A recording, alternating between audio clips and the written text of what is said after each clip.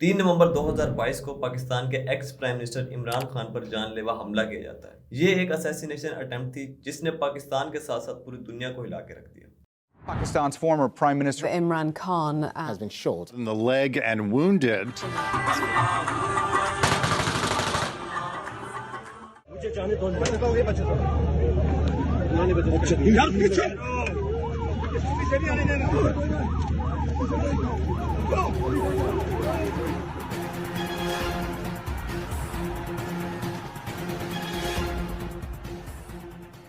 ستر سال کا آدمی ہے, گولی لگی ہوئی ہے, پھر بھی ہاتھ اٹھا کر مکہ بنا کر اپنے لوگوں کو بیک اپ کر رہا ہے.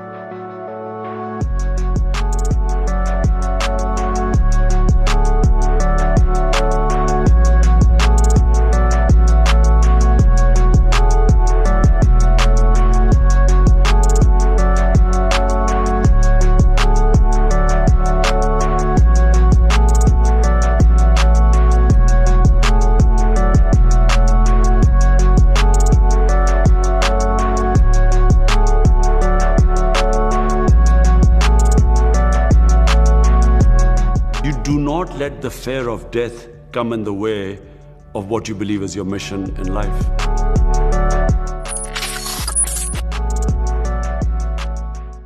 عمران خان ایک فارمر پاکستانی کرکٹر تھے جن کی کیپٹنسی میں پاکستان نے 1992 کا ورلڈ کپ بھی جیتا تھا. اس جیت کے بعد عمران خان نے اپنی ریٹائرمنٹ کا اعلان کیا اور 1996 میں انہوں نے ایک پولیٹیکل پارٹی بنائی جسے پاکستان تحریک انصاف کا نام دیا. 1997 اور 2002 میں پی ٹی آئی صرف ایک ہی سیٹ جیت سکی, لیکن وقت کے ساتھ ساتھ پی ٹی آئی کے سپورٹر بڑھتے ہوئے نظر آئے. سال 2013 میں P T I 7.5 million votes کے ساتھ پی ایم ایل این کی اپوزیشن میں نظر آتی ہے, اور پھر ٹھیک 5 سال بعد آخر وہ دن آیا جس کے لیے عمران خان نے 22 سال محنت کی. سال 2018 کے الیکشن میں پی ٹی آئی نے 16.9 ملین کے ریکارڈ بریکنگ ووٹس کے ساتھ یہ الیکشن جیتا, اور Imran Khan 22nd prime minister of Pakistan elect ہوئے.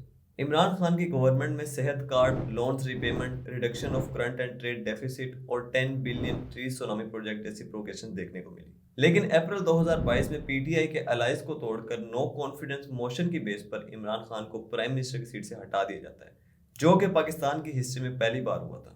عمران خان کا یہ کہنا تھا کہ 7 مارچ 2022 کو انہیں ایک ڈپلومیٹک کیبل کے تھرو یو ایس کی طرف سے وارن کیا گیا تھا کہ وہ پرائم منسٹر کی سیٹ سے ریزائن کر دیں تو پاکستان کو معاف کر دیا جائے گا. امریکہ ان کی فورن پالیسی, رشیا کے وزٹ اور افغانستان سے ودرا کے بعد امریکن پالیسی نہ ماننے کی وجہ سے خوش نہیں تھا, جس کی وجہ سے انہیں تھریٹ کیا جا رہا تھا. دوسری طرف امریکہ کا یہ کہنا تھا کہ یہ سب باتیں بیس لیس ہیں, جھوٹی ہیں, یہ امریکہ کو بدنام کرنے کی ایک سازش ہے.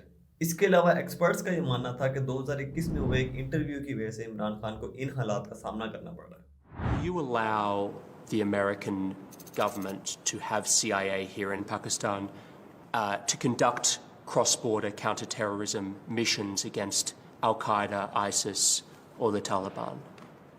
Absolutely not. There's no way we're going to Seriously? allow. اس ایبسولوٹلی نوٹ نے نہ صرف پاکستان بلکہ دنیا بھر میں عمران خان کی پاپولیرٹی کو بڑھا دیا کہ کوئی ایسا لیڈر بھی ہے جس نے امریکہ کو انکار کرنے کی ہمت دکھائی ہے.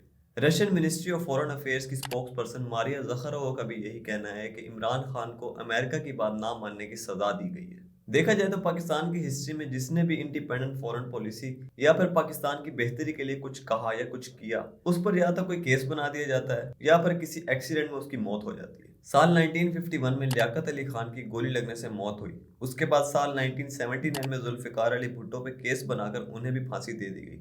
1988 میں جنرل ضیاء الحق کی ایک پلین کریش انسیڈنٹ میں موت ہو جاتی ہے, اور پھر سال 2007 میں بے نظیر بھٹو کو دوسری اسیسینیشن اٹیمپٹ میں قتل کر دیا جاتا ہے. صرف پولیٹیکل لیڈرز ہی نہیں بلکہ پاکستانی جرنلسٹ کے ساتھ بھی اسٹیبلشمنٹ اور لیڈرشپ کے اگینسٹ بولنے پر ایسا ہی سلوک دیکھا گیا ہے. جولائی 2022 میں پاکستانی جرنلسٹ عمران ریاض خان کو اریسٹ کیا گیا, اور ٹھیک اس کے ایک مہینے بعد اگست 2022 میں جمیل فاروقی نام کے ایک جرنلسٹ کو اریسٹ کیا گیا, اور کچھ ہی دن پہلے ایک اور جرنلسٹ ارشد شریف اسی اریسٹ سے بچنے کے لیے کینیا چلے گئے تھے. وہ نیٹ فلکس کی ایک ڈاکومنٹری میں پاکستانی لیڈرشپ یعنی شریف فیملی کو ایکسپوز کرنے والے تھے, بٹ انفارچونیٹلی کینیا پولیس کے ہاتھوں ان کی بھی ایکسیڈنٹل ڈیتھ ہو جاتی ہے. اس پر میں نے الگ سے ایک ویڈیو بنائی ہے جس کا لنک آپ کو ڈسکرپشن میں مل جائے گا. اپنی کہانی پر اگر واپس آئیں تو عمران خان کو پرائم منسٹر کی سیٹ سے ہٹا دیا جاتا ہے. اس کے بعد 21 اکتوبر 2022 کو انہیں توشہ خانہ ریفرنس کیس میں اپنے فورن گفٹس کو اینول ایسٹ ڈیٹیلز میں الیکشن کمیشن آف پاکستان کو شیئر نہ کرنے کی وجہ سے انڈر آرٹیکل 63(1)(p) کے ڈسکوالیفائی کر دیا جاتا ہے. क्योंकि उन्होंने अपने गिफ्ट की detail election commission of Pakistan को शेयर नहीं की। इसका मतलब है कि आप करप्ट हैं,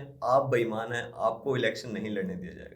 दूसरी तरफ अगर देखा जाए तो पाकिस्तान की दो बड़ी पार्टीज PMLN और पीपल पार्टी पर बहुत से करप्शन केसेस चल रहे थे, जिनको शरीफ फैमिली ने मेजोरिटी के साथ नैब में अमेंडमेंट करवाकर खत्म करवा दिया। और नैब की इस अमेंडमेंट में ये क्लियरली लिखा है, NAB will have no jurisdiction to proceed in corruption cases involving less than 500 million rupees. इसका मतलब कि नैब के पास कोई अथॉरिटी नहीं है कि वो 50 करोड़ से कम की करप्शन पर कोई केस बना सके।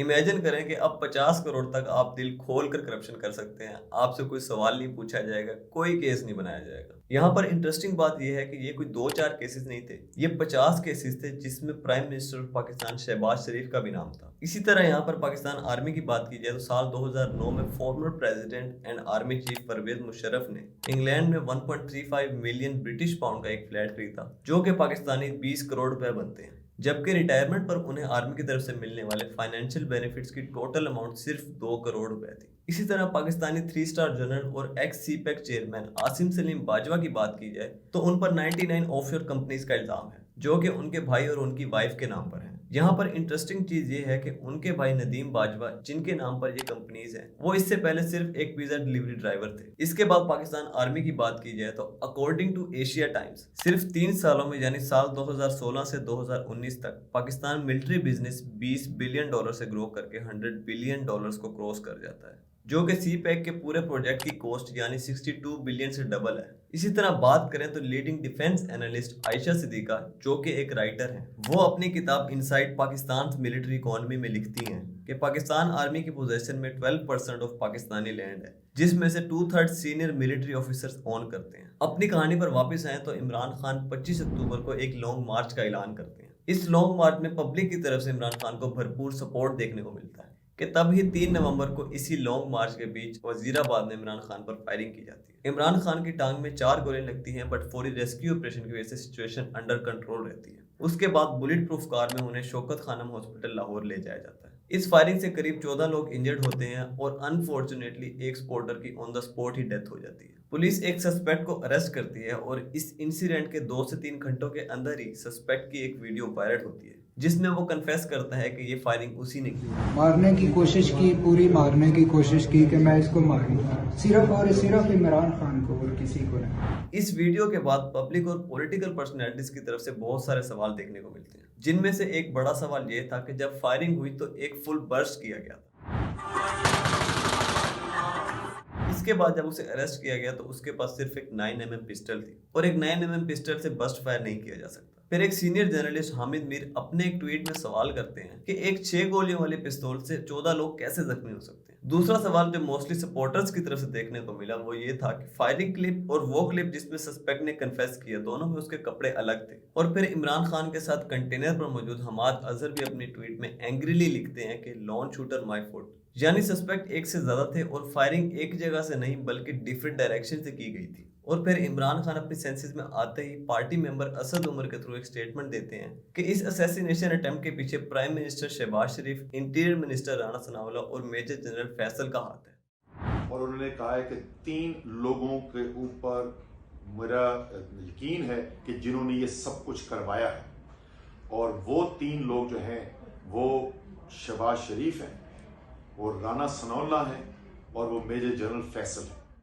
इस स्टेटमेंट के बाद असद उमर को भी पेमरा की तरफ से टीवी पे आने पे बैन कर दिया जाता है। दोस्तों देखा जाए तो राणा सनाउल्लाह तो पहले ही एक प्रेस कॉन्फ्रेंस में इमरान खान को थ्रेट कर चुके हैं कि ये आदमी एक फितना है और इस फितने का सर जो है वो अभी कुचलना चाहिए। इस क्लिप की वजह से इमरान खान की स्टेटमेंट और ज्यादा स्ट्रॉन्ग दिखने लगती है। इस सब के बाद पब्लिक की तरफ से बड़ा रिएक्शन देखने को मिलता है। लोग सड़कों पर निकल आते हैं और मुल्क भर में ढेरों प्रोटेस्ट देखने को मिलते हैं। टायर्स जलाए जाते हैं और सड़कें ब्लॉक कर दी जाती हैं, जिसके रिएक्शन में पुलिस की तरफ से टीयर गैस शेलिंग की जाती है और लाहौर की सड़कों पर आर्मी के टैंक्स भी देखने को मिलते हैं। ट्विटर पर एंटी आर्मी हैशटैग्स ट्रेंडिंग पर है, जिनमें हैशटैग बाजवा ट्रेटर 1 लाख और sack general Faisal 2 lakh tweets के साथ ट्रेंडिंग पर है।